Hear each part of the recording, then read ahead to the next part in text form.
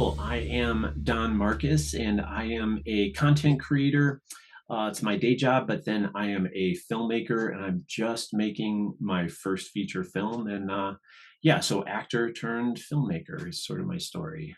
Which is, I mean, everyone has to be not just a triple threat nowadays. You have to do absolutely everything, and that's something we'll get into this in this episode for sure. But I want to ask really quick: how did you get to hear from, let's say, like what was your upbringing like as far as growing up? Where did you grow up? How did you decide to pursue the arts? What happened there? Yeah, so I grew up outside of Chicago on a farm, and then I got into drafting classes, and that got me into architecture. And so I had kind of a great run in architecture. I moved to Washington, D.C., and Washington is an amazing place because it's very transient. And if you are someone who's kind of a go-getter and you just like if you just put forth the effort, the opportunity in Washington, D.C. can be great. At least it was for me. And so after I worked at a few architecture firms, and the last architecture firm that I worked for uh, um, was like amazing clients.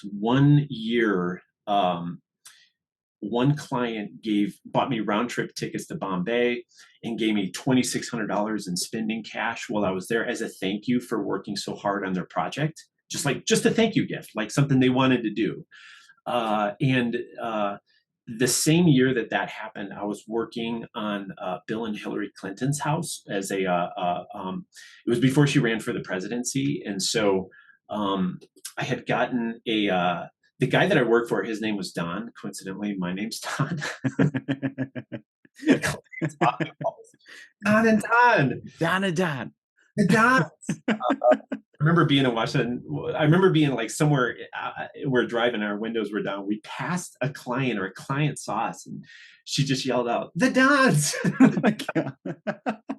But that year, we were at a meeting, and Bill Clinton came to it and handed out these little Christmas gifts to everyone who was at that meeting.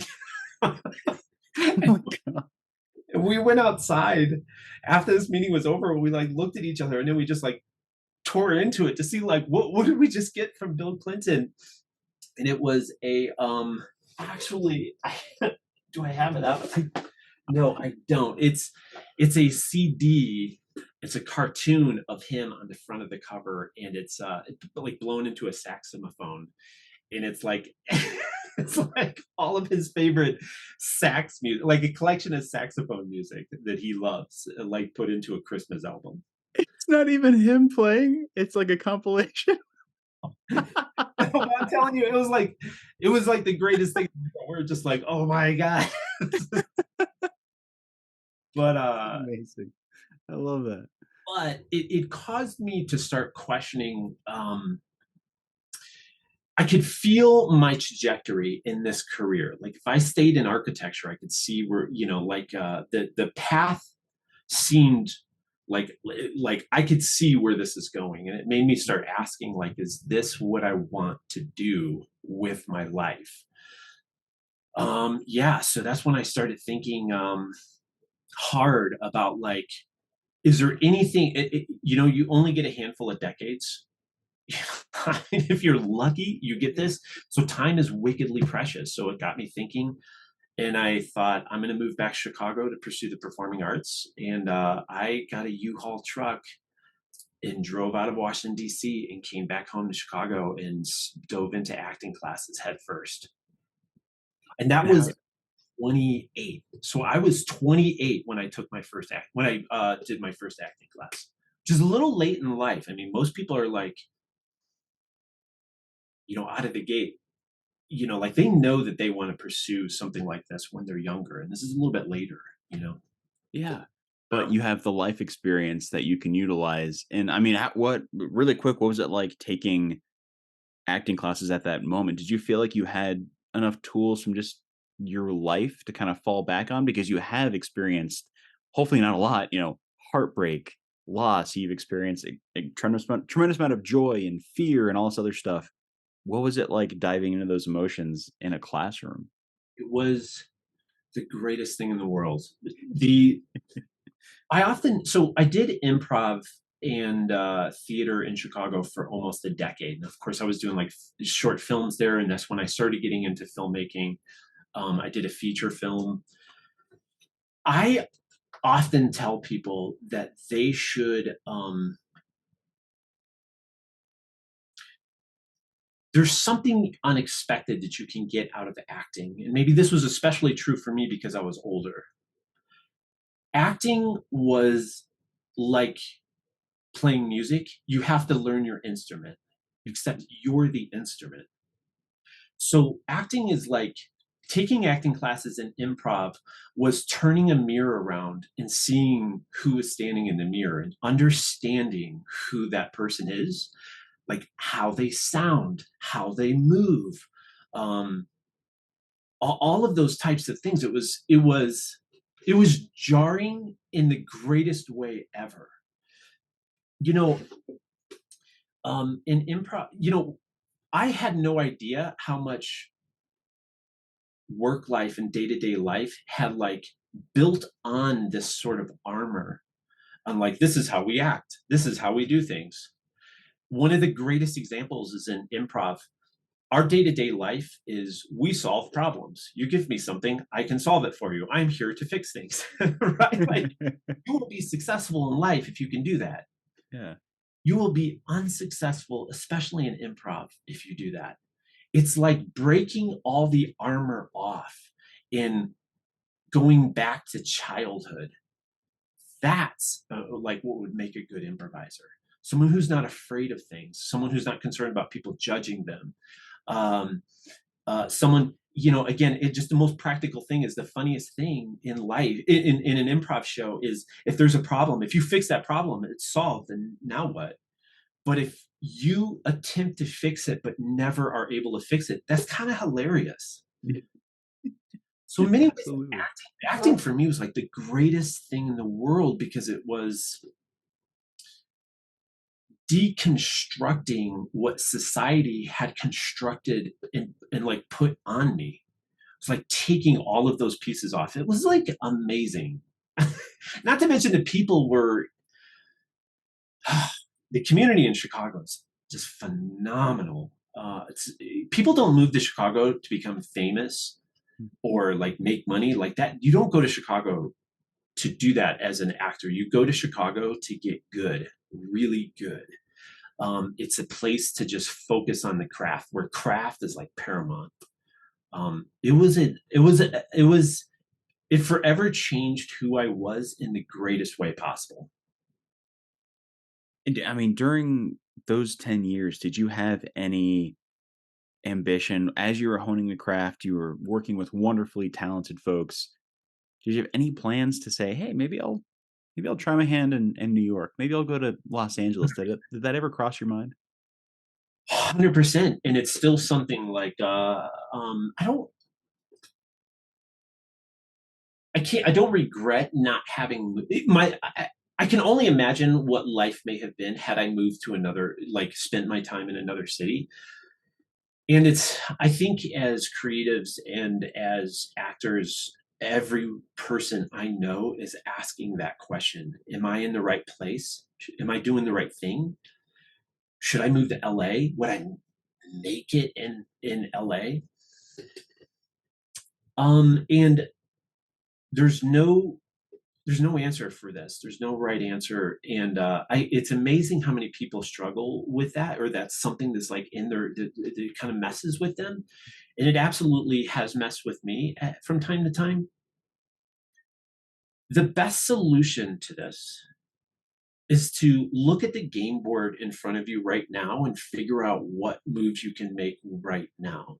And I think the focusing on what means something to you, there's always a way to make something happen, and just focusing on like for me, not being in LA is a great thing if you want to be a filmmaker, because like I don't need anyone from LA to say yes to me.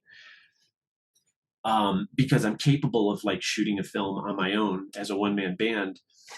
What I needed, what I really needed is the time and flexibility to just do the work and just focus on the work every day. Just do this, then create this, then we move to this, then we work on these scenes, and then I have to, you know what I mean? Just like the day to day work gave me more satisfaction and reward than I could imagine happening had I been in a different city. You Oh know, wow. Yeah, and I need to organize what question I wanted to ask next because there's 3 or 4 already.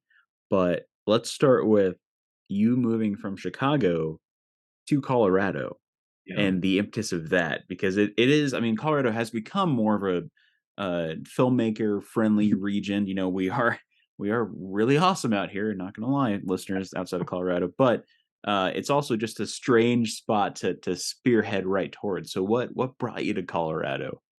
Easy because you asked me had I ever thought about living in a different city, and I was like, the job that I had in Chicago was definitely coming to an end. And so I was like, okay, it's time to make the move.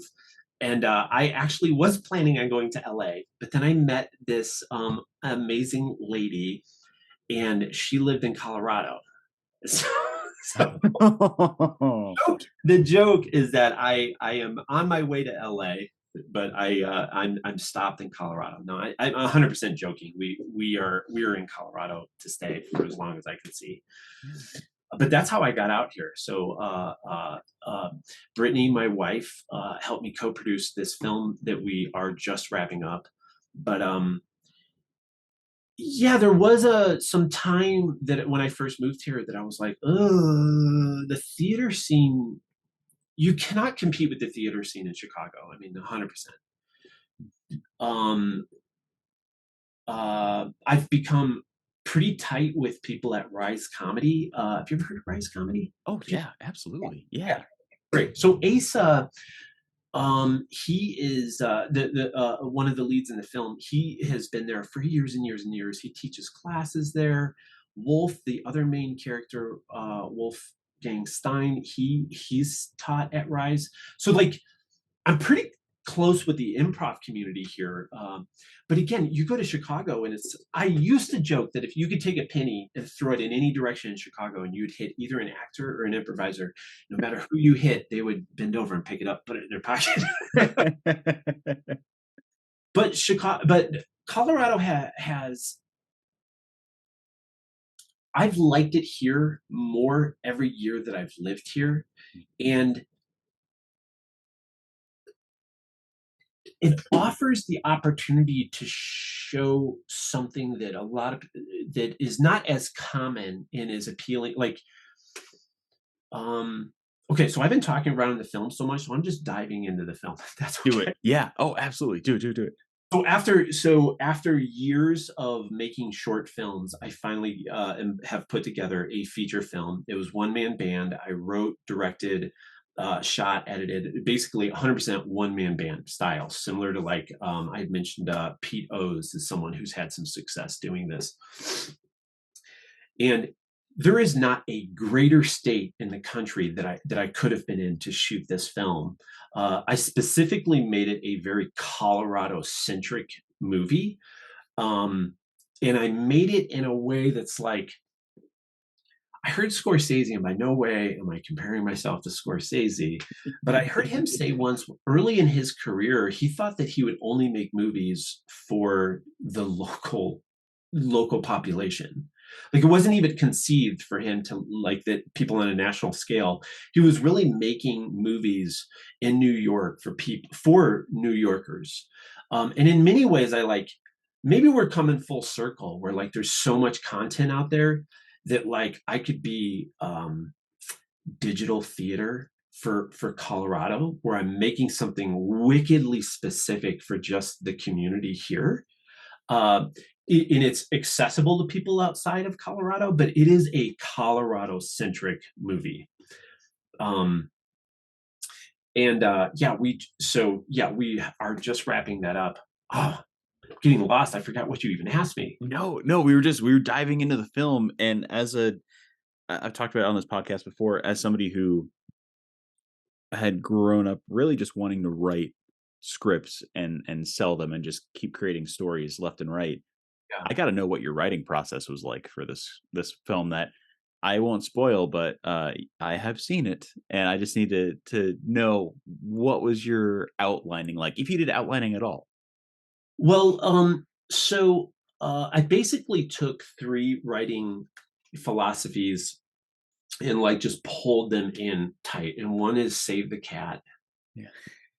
I know that book's a little controversial. Some people are like, "Oh, save the cat," but I'm like, I needed it because I had I, I needed it. The other one is Hal Ackerman's How to Write a Screenplay That Sells. I know it sounds a little silly, Yeah. but holy cow, that book is amazing. And then another one was the guy, oh my God, who's the guy who wrote uh, um, Rick and Morty? The screenwriter. He's Oh my god. I'm suddenly blanking on his name, but we all know his name. Listeners, just yell out the name. But on I the know exactly who you're talking about. he does the podcast, the screenplay writing podcast. It's called Yeah. Script Notes. Yes. Yes. Script Notes. He did a podcast solo because Script Notes is usually two people. He did a podcast solo that's just like how to write a screenplay, and it is so great. So I kind of took those three things and like kind of pulled them together. And one of the big things that Hal Ackerman talks about is just think about your movie as 10 block is like short stories. It's just one short story after another, but they're all moving towards something. And so you have like act one, act two, A and B, and then act three. Um, and in your first act, there should be 3 10-minute blocks that kind of move you. It's like a mini play inside the bigger play. Um, and so that I use that a lot. Like I lean on that a lot. Like to think like, oh, all I'm doing right now is just writing a short film that should get me from here to here, and then I kind of know that I want to get over to these areas here. So it's kind of like when you break it down into little bite-sized pieces like that, it becomes a lot easier. I listened to the podcast you had with, just recently with the director. Is it Steve Barterson? Did I get it right? Balderson. Yeah. Alderson. Yeah, yeah, yeah. That was a great guy to listen to about how he breaks down. Yeah. Because we're really talking about the same thing. He may have done it more elegant than me, actually. That's if people haven't heard that podcast, they should because he's even written a book about it. I like. Oh, he's written several books about that, and then a memoir for himself. But he's been making movies, I think, since he was 18, if I remember correctly. Just feature films left and right. But he broke it down really easy. The beautiful thing is like we have the internet available. If you want to learn how to become a screenwriter and how to write it, like it's right here, right now. You just have to kind of put forth the effort to learn. Yeah, I still have all of my college screenwriting books, along with any notes I just ripped from the internet in a folder on my computer. Like those will never leave my computer desk or the computer itself. It's something you always have to have. Yeah. What do you often think about when you're writing? Do you have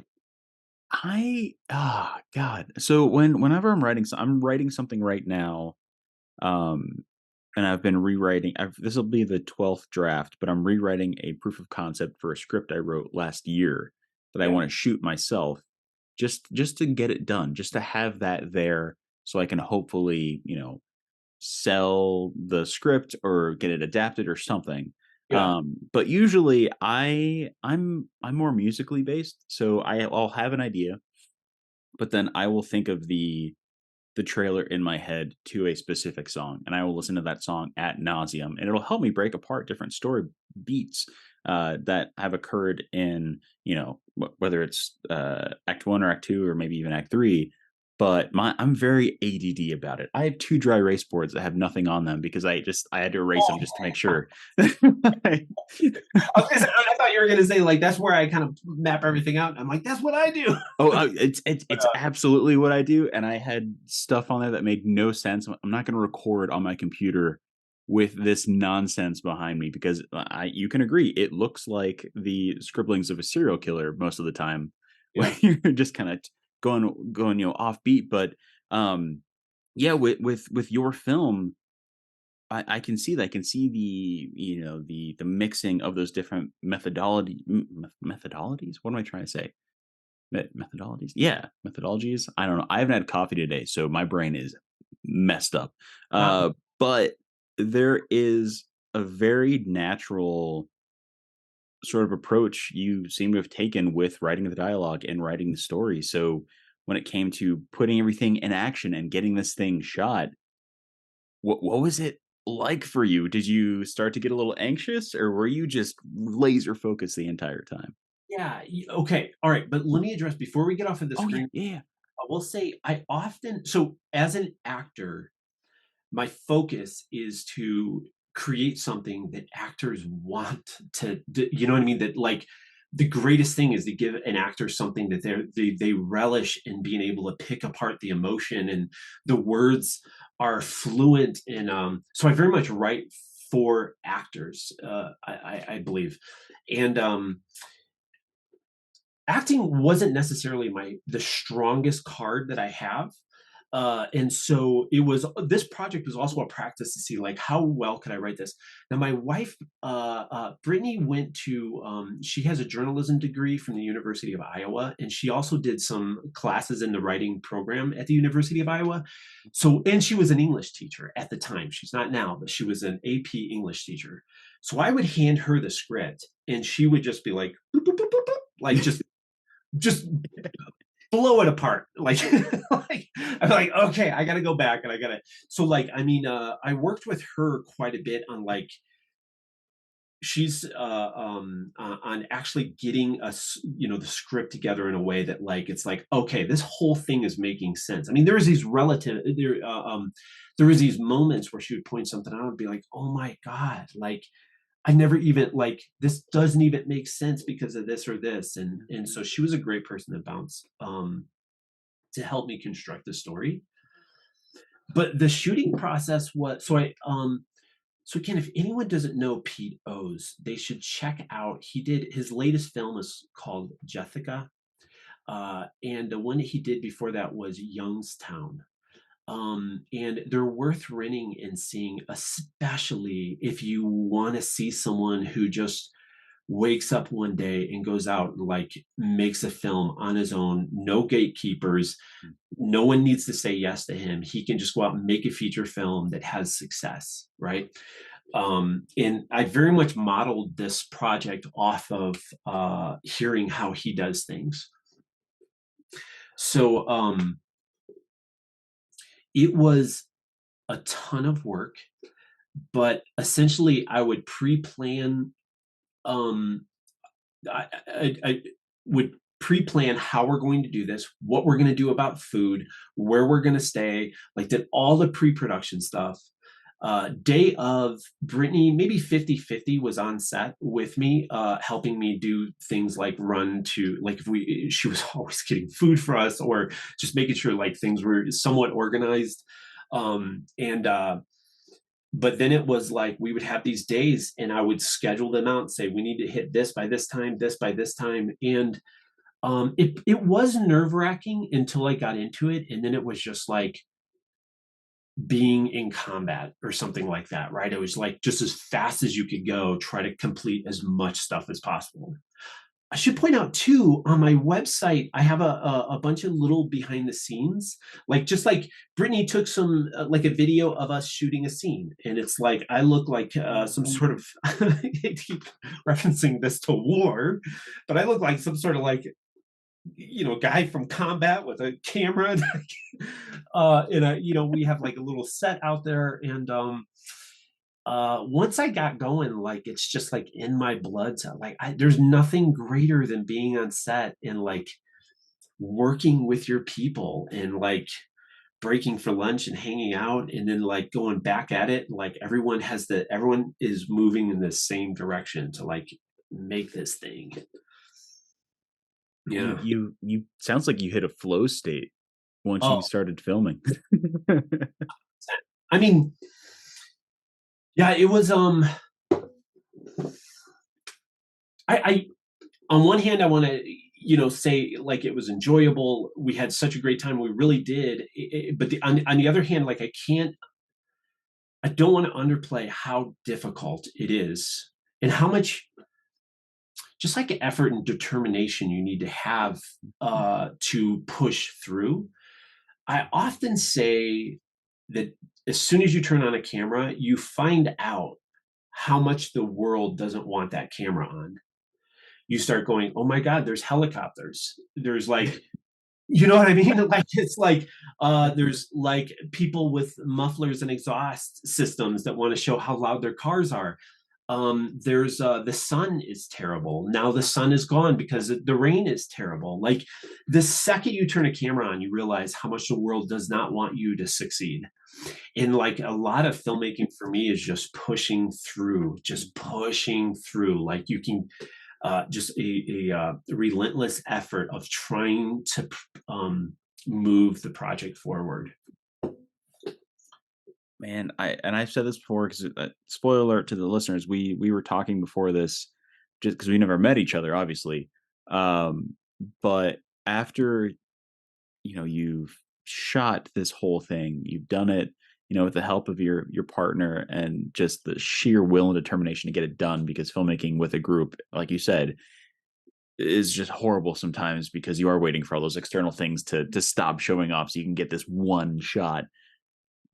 Now that the production's over and you're in the final steps of the editing phase, if you couldn't, walk our listeners through editing this thing, if you're color correcting, doing the sound design, doing the sound mixing, 100%. how are you staying sane while you're doing that? Because that is where the huge bulk of it really starts to hit back. Not staying sane. You're making a huge presumption that I've been able to maintain a level of saneness, and no, I'm joking. Boy, the cat's Oh, coming we got a cameo. on now. You getting on? On or get off? Okay. Where was I? This is perfect. This is what you see when I'm doing post production. It's just me editing with the cat up here. No, I'm sure you have heard that you make three films, Hmm. right? The one you shoot and the one you edit, and that is so true. I mean, this was very true for this project. And the phase that I've done so many short films that editing is, and it's what I do for my day job. So like I can cut stuff together pretty fast and with efficiency. And the hardest thing, the phase that I've just gone through that has been so important is sharing. And this is the link that I had sent to you. That link was the current cut of the film meant to get critical feedback from all of these amazing people that I have been able to connect with in the arts world. So um, there's a handful of people. I don't want to name drop, but there's a few people that uh, have had some success, and so like I sent it to them, and I'm like, please don't be kind. Like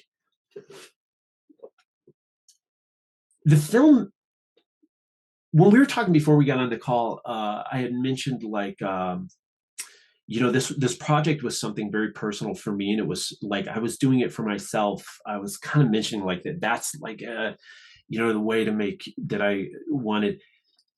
The truth of the matter is, we all as entertainers, as performing artists, as creators, we're making we Rick Rubin's newest book is so great. He has a line in there that's like, yes, we're making this thing for us, but we also make art as a way to commiserate with the human condition with other people. It's like we're making art. It's almost as if when I make something, I'm complimenting emotions and thoughts that you had, right? So like we don't make art in a vacuum. We are making this stuff to connect with people.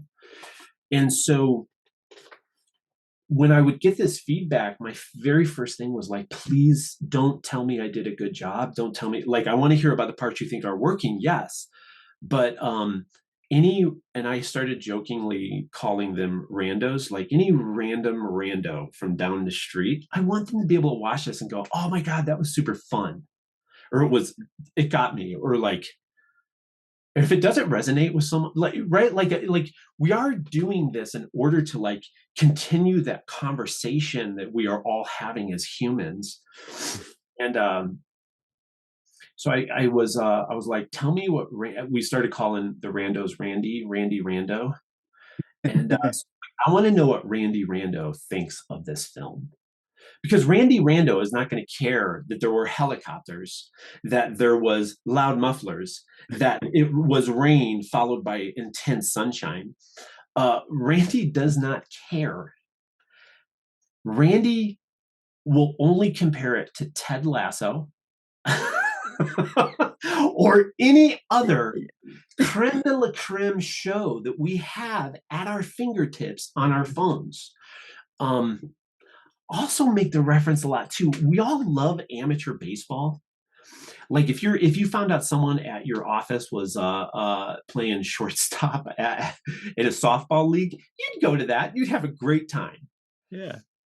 But when it comes to when it comes to amateur filmmaking, that's not the case. People don't have a great time with amateur filmmaking.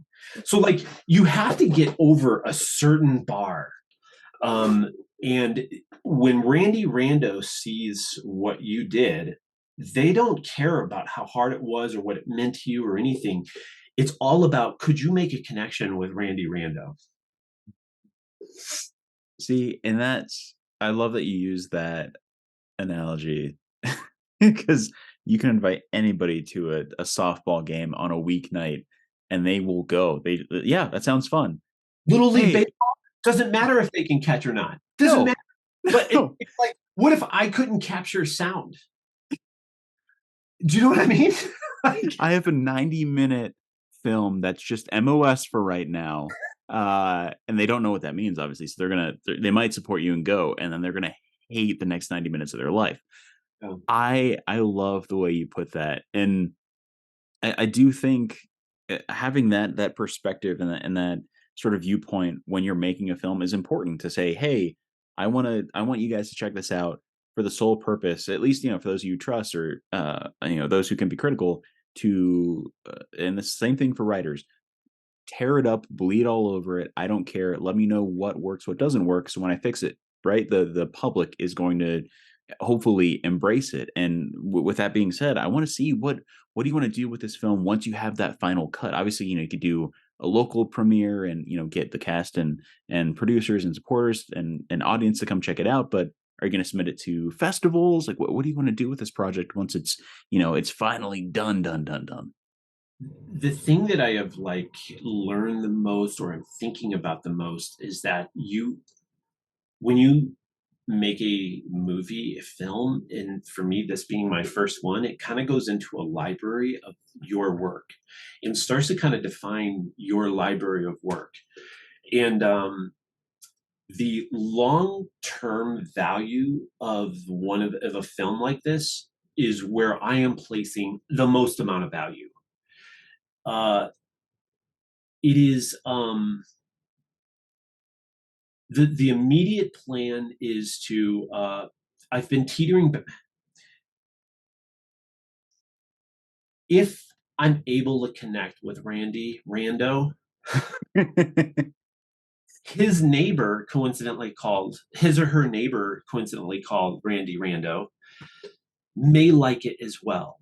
So my biggest thing is just finding guerrilla marketing in a way that I can find people who enjoy the art and would relish in it. My goal more than anything is to try to find those people and let them experience this and enjoy it the way, the way they possibly could. Um, I think the landscape of the landscape of movie making has just changed. The landscape of content creation, if you're going to make a like an episodic thing, if you're going to make a feature film, this has changed. Like in many ways I kind of feel like ugh, it's Hollywood might be broken or breaking. There is so much I think any of the ways that we thought about promoting or distributing a film in the past is not what we live in today's world. Today's world is very, very different. And so I was influenced heavily by the Duplass brothers in general. Yes. Mumblecore all the way.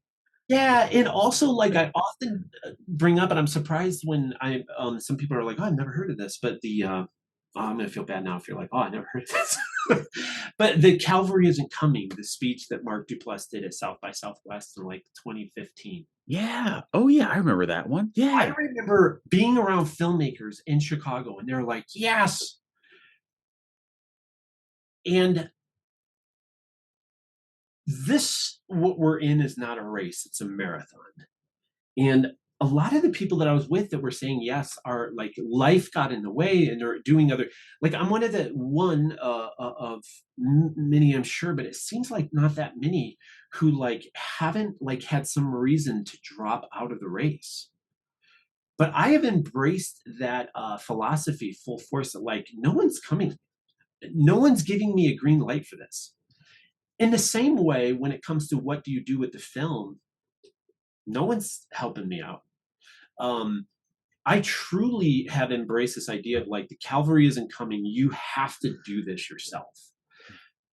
Uh, Also, another book that like really had a big impact on me was The Rise of the Film Entrepreneur by Alex Ferrari. Do you know this? No, no, I've He heard of this. does the podcast Indie Film Hustle. Oh, okay, okay, okay. It's a good one. I mean, it's filmmaker nerd paradise, right? But he wrote this book. He's very audacious. The guy's this huge personality, but it's kind of like he heard that like the cavalry isn't coming, and he was like, "And I'm going to write a book on it." The film entrepreneur is in the name itself. Like the new landscape for filmmaking could be that you are your own musician in your basement recording your own music, putting it on Spotify, and you are your own management for your band. The same thing is true for filmmaking, in my opinion. We're moving into a place where like I don't know. I don't even know like who or where or what could help. Like it seems like everything from the past is kind of broken. Um, and so my goal with it is there's the immediate, yes, we'll do a screening for like friends and family.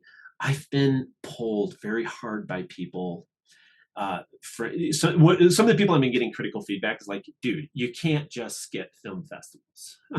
I'm kind of getting, I'm going to have a short film festival run, but I want fans, not accolades, right? Like I'm not concerned about someone being saying like, well, like I got this, like this is, it impressed this small influential person. I want all the Randys in the world to be like, that was super fun. And I'd be like, okay, Randy's, help me make the crowdsource my next one. Let's have more fun. I want to just make something that people enjoy. Especially in today's world where like, we're sort of going through, in today's world more than anything, it's nice to have this moment where you get to check out and just kind of go on a ride and escape for a while. And and kind of come back and just be like, oh my God, that was like so, it was enjoyable just to go on this little venture and come back. Yeah. Oh, Yeah, greatly. I totally agree because I'm a huge supporter of owning physical media. Just in an age where something you bought on a certain platform can be ripped from your library without a moment's notice. And just going through everything that I love, that I own, that I can watch and enjoy, they're not the things that we're seeing constantly every single day in cinemas right now, or on streamers, where it is essentially the same story, but it's regurgitated in a way that's not innovative. It's just the same shit left and right. Um, so I completely agree with that, but I do want to ask, as we're talking about the film and your experience making it, and just your life in general, and everything that's led up to this moment. You know this was coming, but I need to ask you if you have a party story you could share with the listeners, something that has occurred in your life that stands out so tremendously you could easily tell it to friends at a party. It doesn't have to be something, that revolves around filmmaking or improv. It could be something that was personal. It could be meeting somebody. It could just be anything. But I want to see if you had anything in your arsenal you could tell our listeners about. My go-to, if I'm trying to, my go-to impress someone at a party is, I have a scar on my leg from a Siberian tiger. Yeah,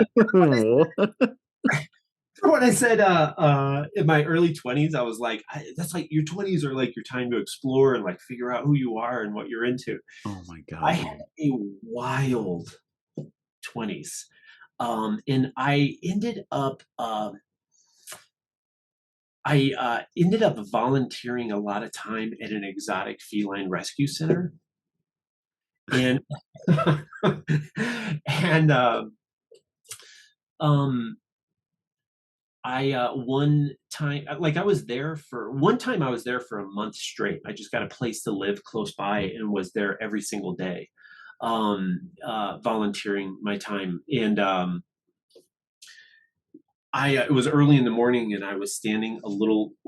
The way these habitats are enclosed, if you're in certain areas, if a tiger can get their paw through like a gate opening, where they're like there's just enough space. If they can fit their paw through, they can go all the way up to their arms. So the part of the sort of onboarding for this was, you don't want to be in a position where if that could happen, because you're going to be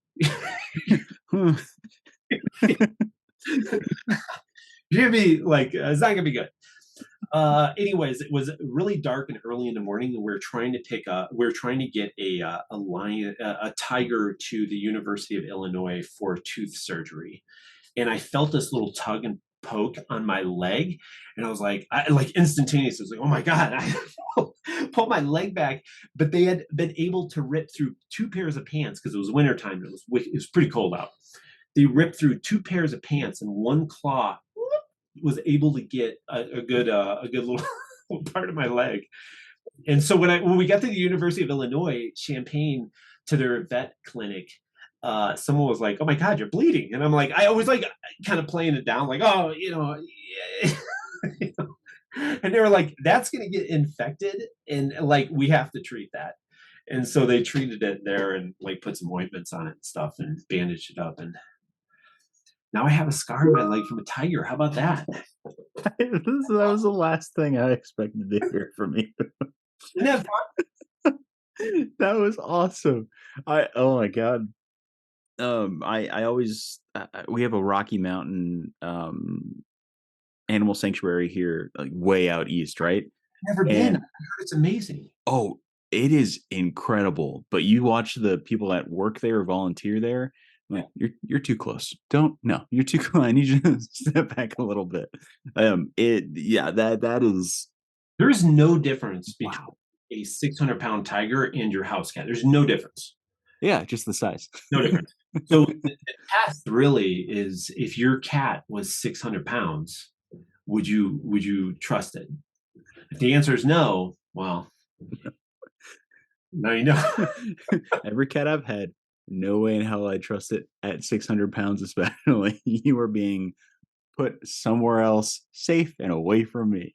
Um, outside of not getting too close to an exotic feline, habitat, do you have any advice that you could give our listeners? Maybe they're, young filmmakers who are just starting out. Maybe they're going to school. Maybe it's somebody who wants to, like yourself, make their first feature and they're not really sure how they want to do it. Or it could just be anyone who's in the arts. Do you have a piece of advice that maybe you've held on to you could pass on to them? Um,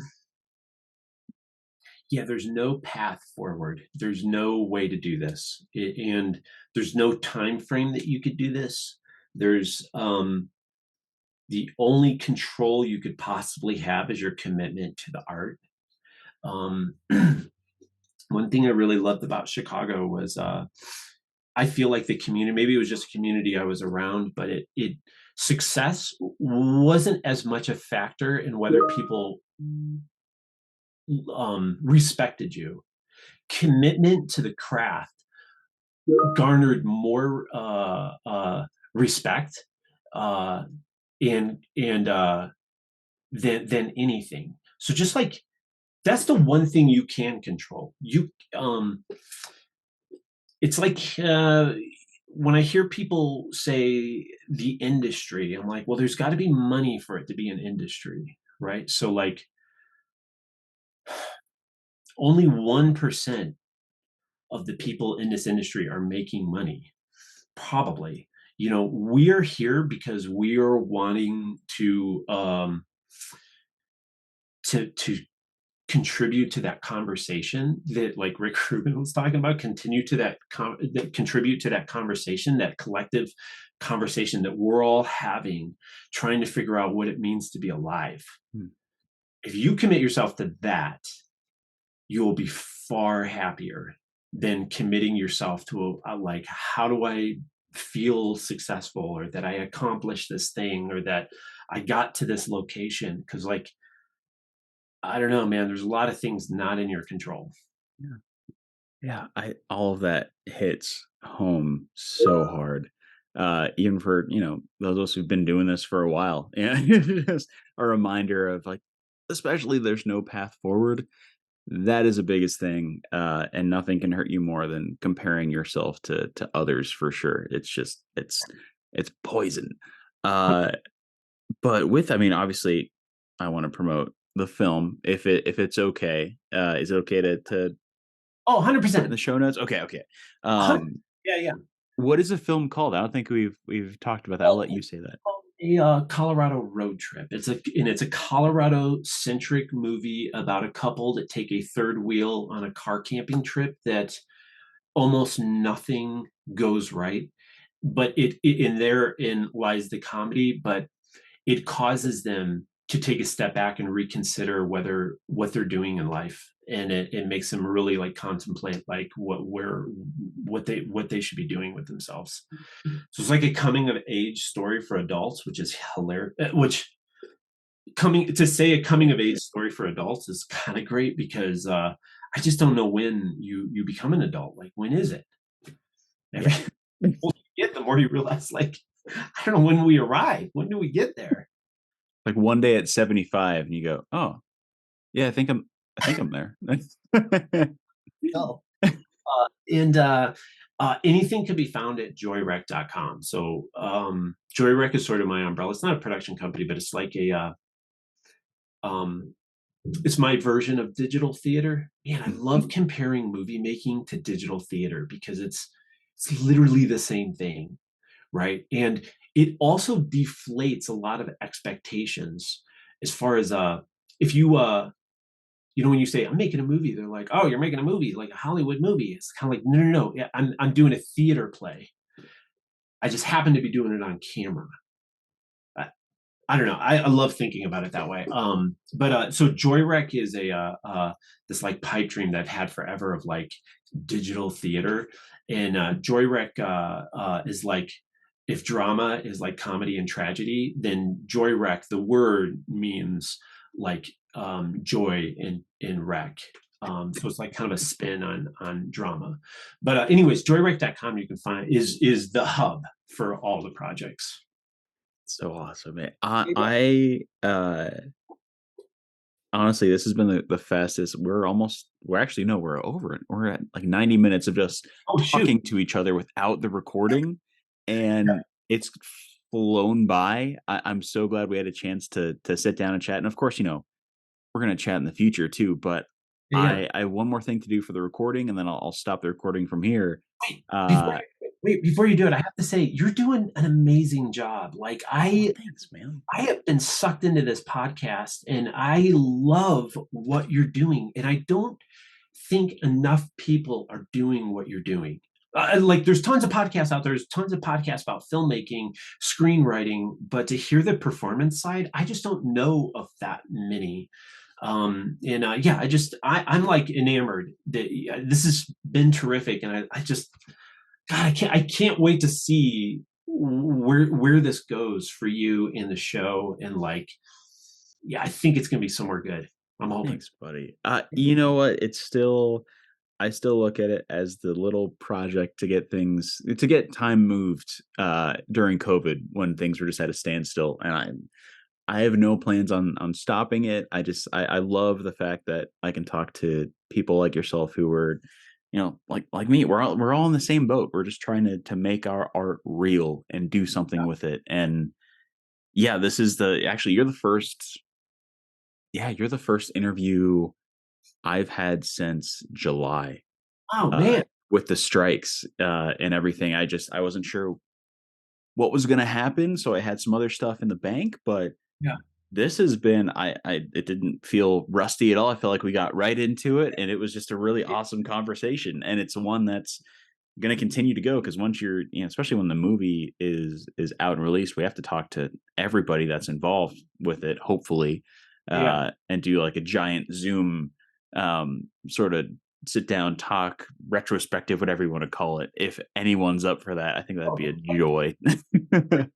absolutely. Oh Absolutely. man, no, this has been Don. This has been awesome. I will say, I'll probably say it in the intro that I record separately, but I have to give a huge thank you to a friend of the show, Olivia Hendrick, for pairing us together. Yeah, she's good. She's good. I saw her on screen. I didn't know who she was, and I was like, wow. Like sometimes that person's good. And I went up to her afterwards and started chatting with her. And that's kind of how all this came about. But Yeah. man, talk about a talented actress. Where did you watch her? Was it the Life and Death premiere? Yes. Oh my god, I was at that. Oh, what? You the person I bumped into? I was like, excuse me. I'm trying to get to Olivia. Excuse me. Excuse me. Randy's out of the way. Out of the way. Man, Wow. off camera, I'd love to chat with you about what your thoughts and like, because Yeah. talk about another go getter. Oh yeah. I don't want to Olivia, in case Yeah. you're listening to this, I don't want to give her a big head. We got to keep her humble. Uh, but okay, last thing we do for this episode, awkward goodbye, which I know you've heard before. So Yeah. we're on camera and on audio. So I'll just do a silent 3, 2, 1 countdown, and when I point to you, give us your best verbal, nonverbal, actually best verbal and visual awkward goodbye, and Okay. then we'll end the episode there. You ready? I'll see what I can do. All right, here we go. In. Eh, if you're gonna spew, spew in this.